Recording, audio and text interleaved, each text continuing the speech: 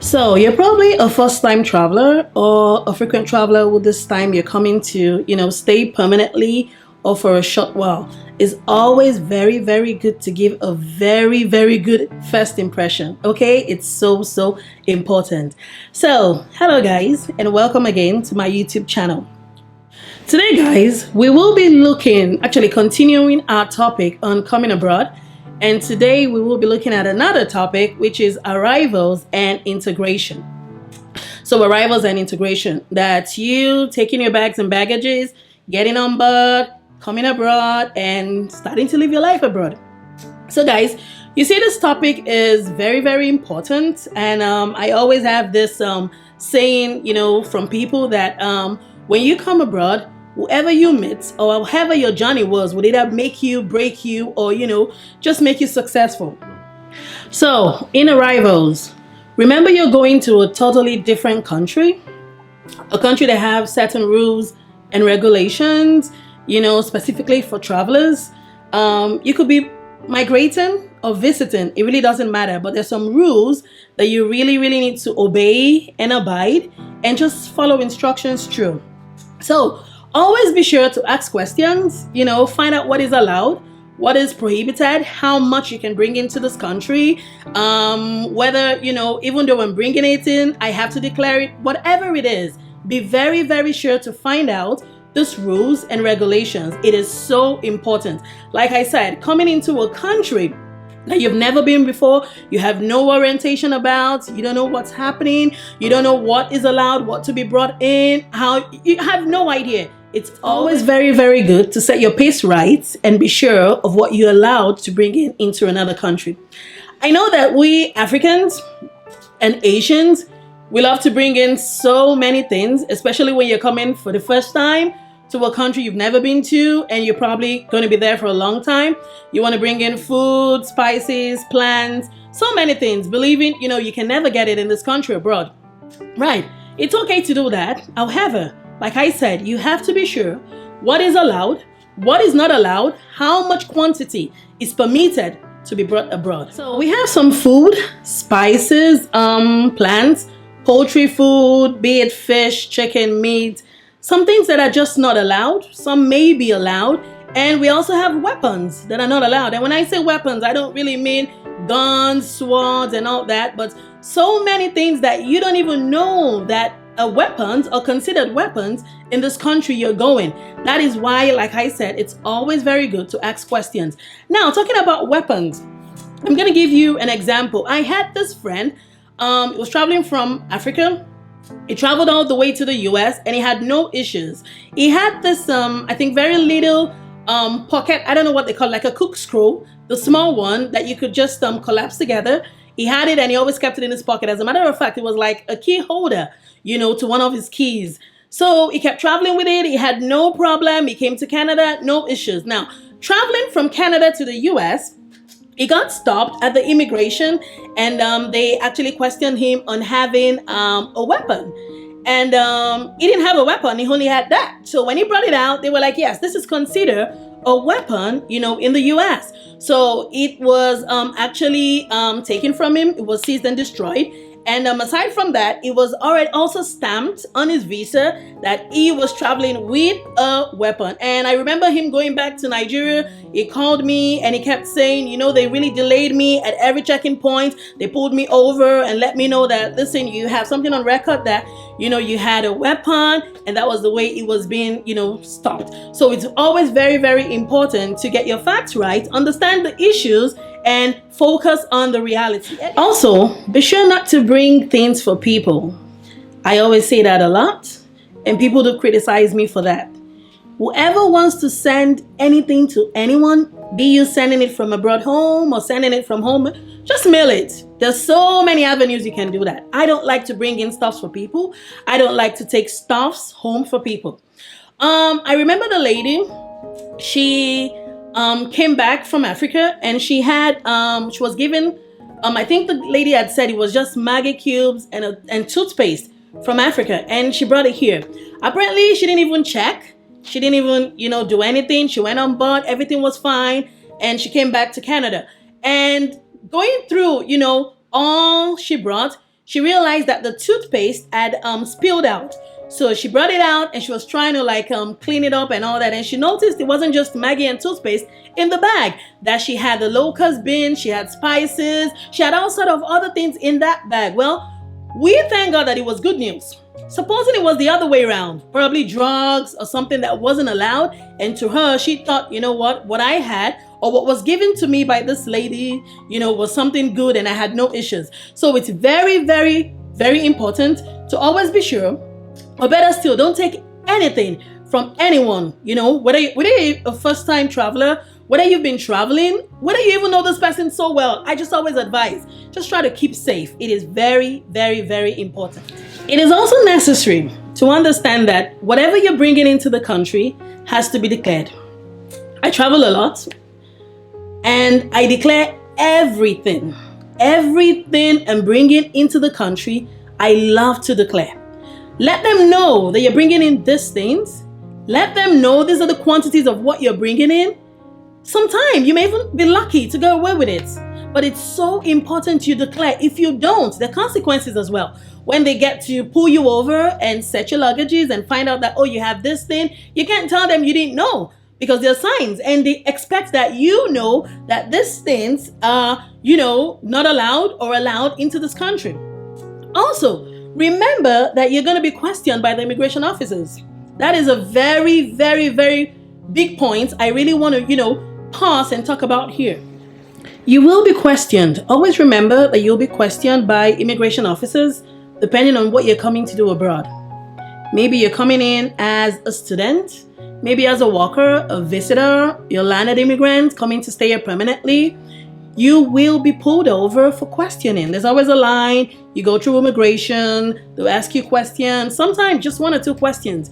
And most of the time, it takes more than 1 or 2 questions to actually convince an immigration officer. So always be prepared. I always love to prepare my clients. I do that a lot. One thing I always tell them is always make sure you answer the questions you're asked. When they ask you, what is your mother's name? Just give them your mother's name. Don't give them your father and your mother's name. Exactly what they ask you should be the exact answers you give them. I also always like to tell them, don't go around. When they ask you for something, don't look lost. Just be straight and accurate. Sometimes they want to make you feel they don't trust you, they don't believe you, want to ask you some other questions that may not even be relevant to you coming abroad. Like, okay, what have you been doing way back in your home country? This and that. Remember, you have records. You had actually filled a form. You've actually given them an information, trying to get this visa. So always be sure you have those answers up front. Like I say, so don't go around, trying to answer questions. Just be specific and straight to the point. Another point is keep an eye contact. Very, very important. Keep an eye contact with the immigration officer. He's asking you questions. Just keep looking into his eyes. They always want to see that because that always tries to kind of establish the truth. That you're telling the truth, no lies, no hanky-panky. You're just straight to the point. So it's always, always very important that you keep an eye contact with the immigration officers. They could also ask you what you're bringing in. Sometimes you have the declaration forms with you. They take it and go through it. Oh, is this all you're bringing in? Yes. Is this all you're bringing in? No. Just be truthful. Tell them the truth. Remember, this Canada, they can actually allow you or grant you permission to come into the country or actually send you back. So it's always very important that you have a good start with them, have a good conversation, and try to be truthful. So hopefully you've gone past immigration. You got your luggages. Everything seems so well. Then now you have to go meet families, friends, or, just you alone. Regarding where you will stay when you first arrive, I always kind of advise people to make advance arrangements, like pre-arrangements. If you're going to be staying somewhere permanently, try to make arrangements for a housing, share with friends, a condo or something. It's, really, really good and important that you have a clear, settled arrangement before even thinking of coming abroad. It's always, always very important. So accommodation arrangement, like I said, is very, very important. This sometimes causes a lot of enmity that stays on to generations. You don't just assume that your friend that you spoke to last week and you told that you're coming abroad knows you're actually coming abroad to stay with him. It's always very important. You break down everything. Oh, I'd like to come stay with you. Can I stay with you for a couple of weeks? Can I stay with you for a couple of months? I will be with you till this day, this hour. It's just so important. People sim or, they always say, oh, those who live abroad are mean. No, they're not. They're just some certain rules. They're kind of different, from where you're coming from. And it's just so good that we just abide with these rules. Just so, things go on smoothly. So like I said, please try and make very, very good and clear arrangements. Call up a friend, even with your families. I've seen siblings. I have a sibling friends that they do not talk. They haven't been talking for the past 8 years. And up till now, they're still not talking just for issues like this. So it's always very important. Don't think, oh, that's my sister. Oh, yeah, they had her after me. No, it doesn't matter. Make sure you call. Prepare those you're going to meet because they also need to prepare for you coming over. Some people live in a flat where they have children, where they have people living there with them as well. So having you could be kind of a burden. So you need to call. It's very, very important that you have to make clear, good arrangements before coming abroad. So now let's talk about integration. We've spoken about arrivals. You've come, gone through immigration, brought the right things in, met with friends and families. Then it's about time to get to know the place, right? It's about time to know what kind of country is this? What time? Does it snow? Probably. What time does it rain? What time is it? It's 10 p.m. and it's still bright. What's happening? It's just time to get into the system, know around what time the buses work, taxis, you have train stations, what kind of phones you use, internet, all these things. This is how you get integrated into the country you have gone to actually be a permanent resident, temporary resident, student, visitor, worker, whatever it is. So it's, for some people, especially the first timer, it's kind of odd, you don't have especially when you don't have families, no friends. Maybe you're just here to study, you're just here to work and leave, or you're just a tourist. It's kind of hard.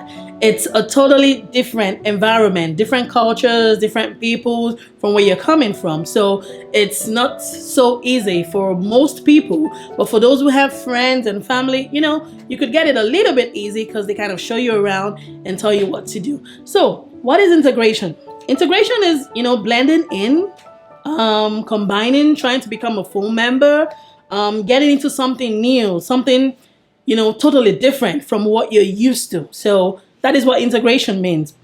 So sometimes, like I said, it's always better to have a family. For the first couple of days, they get to show you around. They support you. They help you settle into, the community, the system quite well. They take you out some, show you where the bus station is, where the grocery stores are, what to do, what next to do, and things like that. However, even though you don't have a family, you can always still integrate into the system very, very well.